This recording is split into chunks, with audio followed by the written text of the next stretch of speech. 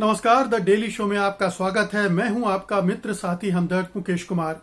दोस्तों, ट्विटर के खिलाफ जो भारत सरकार ने जंग छेड़ी है, अब वो एक नया रूप लेती जा रही है। भारत सरकार ने ट्विटर से कहा था कि 1178 अकाउंट तुरंत ब्लॉक करो, क्योंकि ये खालिस्तानियों के हैं, पाकिस्तानियों के हैं, खालिस्तान समर्थक के हैं।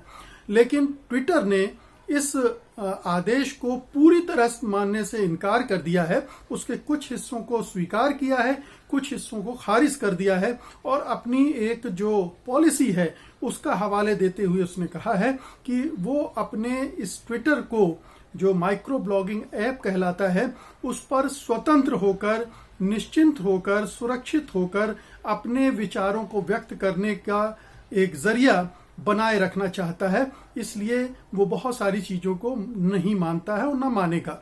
इससे सरकार चिढ़ गई है, क्योंकि वो तो ट्विटर को कंट्रोल करना चाहती थी और इसीलिए सरकार के बड़े तमाम मंत्री धीरे धीरे कू नामक ब्लॉगिंग ऐप पर शिफ्ट हो रहे हैं।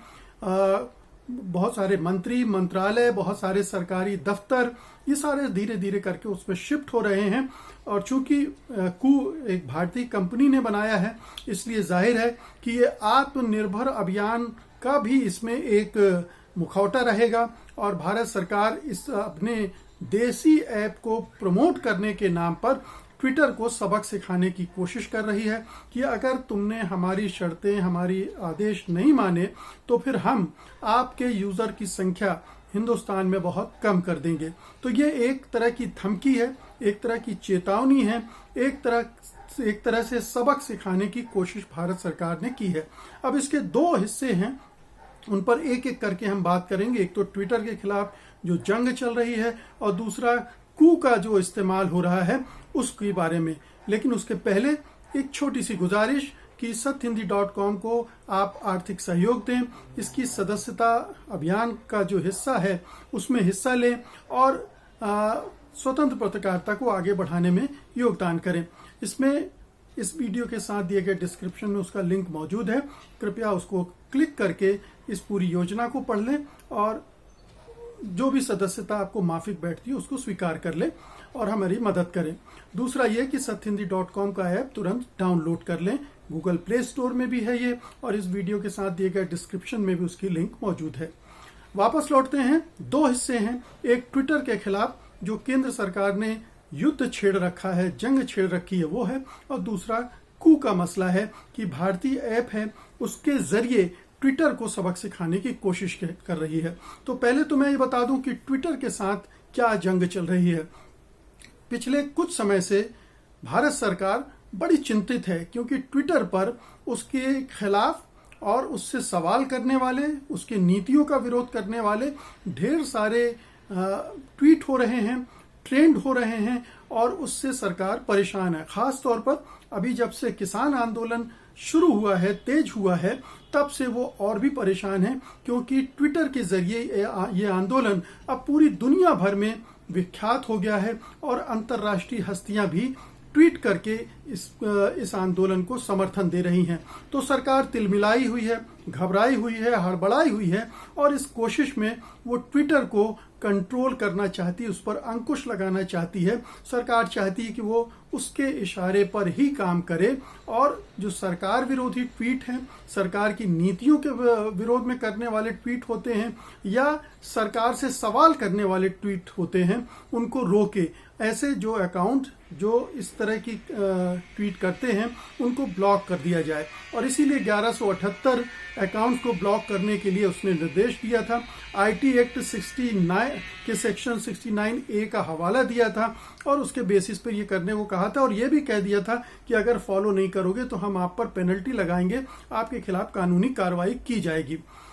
ट्विटर ने अभी अपना एक ब्लॉग पोस्ट किया है और उसमें स्पष्ट रूप से कहा है कि उस सरकार ने जो उसको निर्देश दिए थे उनमें से कुछ का पालन उसने किया है। मसलन कुछ ऐसे अकाउंट हैं जिनका भारत में जो नहीं नजर आएंगे, अब अंतर्राष्ट्रीय स्तर पर दिखेंगे, उनको इस तरह से ब्लॉक कर दिया गया, यानी भारत में उनकी उपस्थिति शून्य हो जाएगी। तो उनका अंतर्राष्ट्रीय प्रभाव तो होगा, लेकिन भारत में वो नहीं दिखेंगे। तो एक उसने ये किया है, कुछ अकाउंट्स को उसने ब्लॉक भी किया है, और कुछ जो हैशटैग जिस पर भारत सरकार को बहुत आपत्ति थी उनको रोकने के लिए उसने कदम उठाए हैं।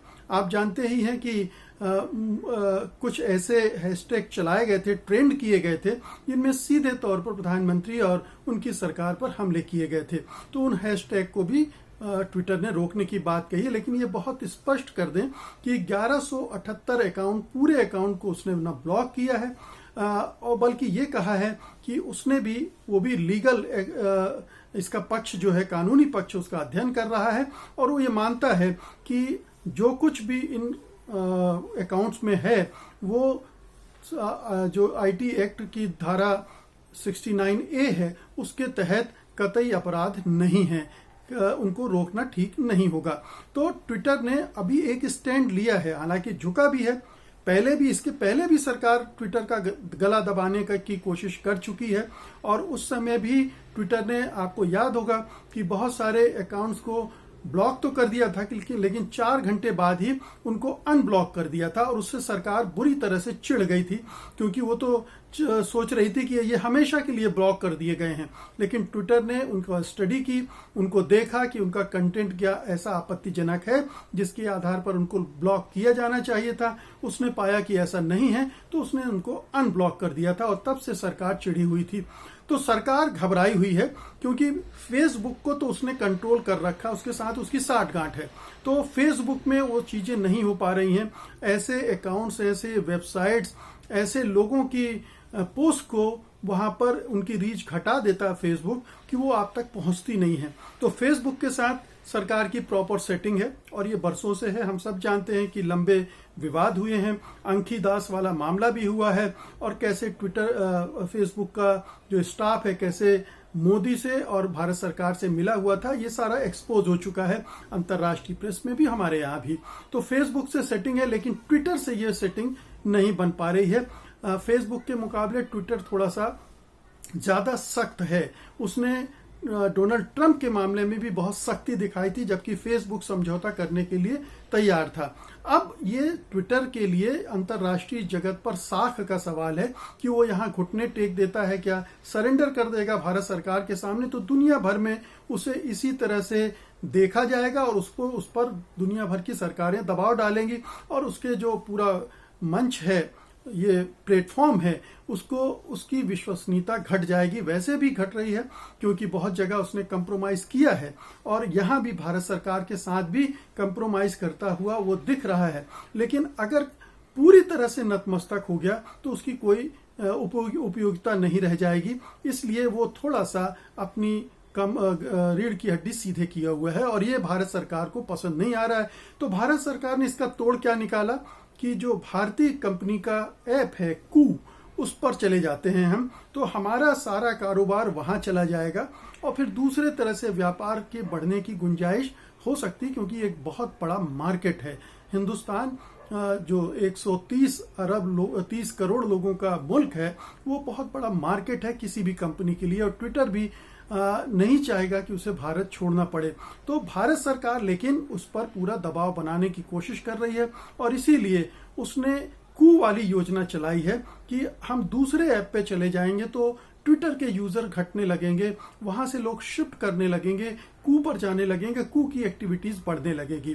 तो ये एक खेल है जिसमें ट्विटर पर दबाव बनाने की कोशिश हो रही है। लेकिन सवाल उठता है कि कू पर जाने का एक मकसद तो ये है, दूसरा मकसद कहीं ये तो नहीं है कि भारतीय कंपनी को फायदा पहुंचाया जाए, उनसे कोई सेटिंग है भारत सरकार की, क्योंकि भारतीय कंपनी को दबाना भारत सरकार के लिए आसान होगा, और भारतीय कंपनी भारत सरकार के दबाव में आसानी से आ जाएगी, और जिस स्वतंत्रता के साथ निर्भय होकर हम लोग ट्विटर पर काम कर सकते हैं, अपने विचार व्यक्त कर सकते हैं, वैसे कू पर नहीं कर सकते हैं, क्योंकि कू पर भारतीय कानूनों के तहत कभी भी उनके नाम पर दबाव बनाया जा सकता है, और क्या पता ये समझौता पहले ही कू के मालिकानों ने कर लिया हो, क्योंकि आत्मनिर्भर का एक ऐप भी उसने पहले बनवाया था, तो आत्मनिर्भर भारत का सरकार के लिए बनाया था, तो एक अंडरस्टैंडिंग दोनों के बीच में है। तो ये कहीं ये भारतीय ऐप पूरी तरह से भगवा ऐप ना हो,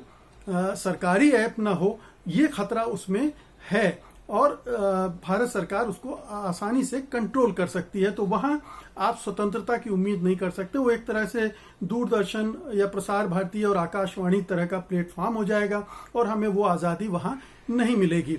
लेकिन सरकार को वो आज़ादी देनी ही नहीं है और अपने जो साधन संसाधन हैं उनका इस्तेमाल करके उस ऐप को मजबूत करना और ये नारा दिया जाएगा कि हम आत्मनिर्भर भारत को आगे बढ़ा रहे हैं, भारतीय कंपनियों को आगे बढ़ा रहे हैं, विदेशी कंपनियां हमारे देश में हस्तक्षेप करती हैं, हमारे मामलों में दखल देती हैं, हमको उनको बाहर करना है। तो सीधे सीधे चूंकि ट्विटर पर बैन लगाना भारत सरकार के लिए बहुत मुश्किल काम है, असंभव तो नहीं, मुश्किल काम है, क्योंकि अगर वो ऐसा करेगी तो उसकी छवि भी चीन और रूस की तरह बन जाएगी, दूसरे उन देशों की तरह बन जाएगी जो इस तरह के विचार विमर्श को रोकने के लिए इस तरह के प्लेटफॉर्म पर बैन लगा चुके हैं। तो भारत सरकार वो करते हुए नहीं दिखना चाहती, लेकिन इसके जरिए वो इनकी ताकत कम करने की कोशिश कर रही है। कितना कामयाब होगी कहना मुश्किल है, क्योंकि हिंदुस्तान में भी बहुत बड़ी आबादी है जो स्वतंत्रता से बातचीत करना चाहती है। वो दूरदर्शन नहीं चाहती है, वो खुला माध्यम चाहती है जिस पर गोदी मीडिया सरीखा वो व्यवहार ना हो। अगर ट्विटर गोदी मीडिया बन जाएगा तो फिर कोई बात ही नहीं है, लेकिन कू के गोदी मीडिया बनने की आशंका बहुत ज्यादा है। इसलिए ये जाहिर है कि आने वाले दिनों में ये लड़ाई और भी गंभीर रूप लेगी, क्योंकि एक तो कानूनी स्तर पर ट्विटर और सरकार भिड़ेंगे, कोर्ट में भिड़ेंगे।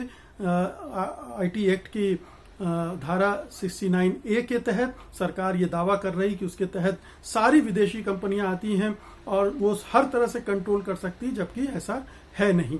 तो ये लड़ाई आगे बढ़ेगी। अब आपको तय करना है कि आप कू में जाएंगे या ट्विटर में रहेंगे या दोनों में रहेंगे। जरा कू का भी मजा लिया जाए, देखा जाए कि वहां किस तरह की चीजें हो रही हैं, क्या बिल्कुल सरकारी है वो, या उस पर किस तरह से दबाव इस्तेमाल सरकार कर रही है, क्या वहां आप अपने विचार व्यक्त कर सकते हैं खुलेपन के साथ, या ट्विटर पर है, या दोनों के साथ जो इधर का भी फायदा उठाइए उधर का भी फायदा उठाइए। तो ये तमाम तरह की चीजें चलेंगी और अब ये बहुत साफ हो गया लेकिन कि भारत सरकार बर्दाश्त नहीं करने वाली है किसी भी तरह के खुलेपन को। वो हर तरह से खुली आवाजों को कुचल डालना चाहती है, अभिव्यक्ति की स्वतंत्रता पर तमाम तरह के अंकुश लगाना चाहती है।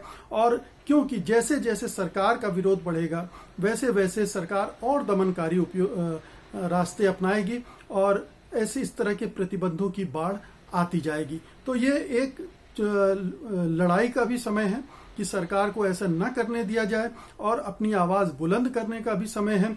और हम न ट्विटर के साथ हैं न कू के साथ हैं, हमारी जो प्रतिबद्धता है वो अभिव्यक्ति की स्वतंत्रता के साथ है और हमें दोनों प्लेटफॉर्म पर चाहिए। वो उस पर सरकार कहीं भी किसी तरह का नियंत्रण न लगाए, ये देखना होगा। तो ये जो लड़ाई है ट्विटर और सरकार की, अब वो एक दिलचस्प मोड़ पर खड़ी है, देखना है आगे क्या होता है। तो मित्रों, ये थी आज की मेरी रिपोर्ट। उम्मीद है कि आप इसे पसंद करेंगे और इसे बड़े पैमाने पर शेयर करेंगे। अब मुझे अनुमति दीजिए। नमस्कार।